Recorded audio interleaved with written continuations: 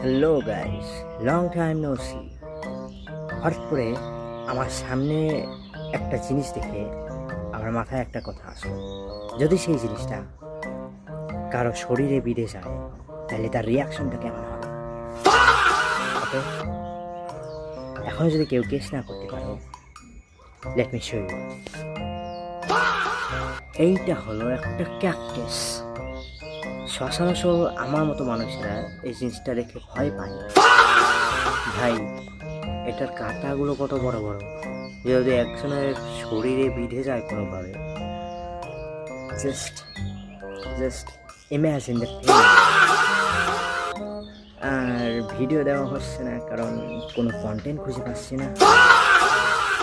So সবাই imagine করে বসে থাকো যে কেমন লাগে এই জিনিসটা বিঁধলে শরীরে। সো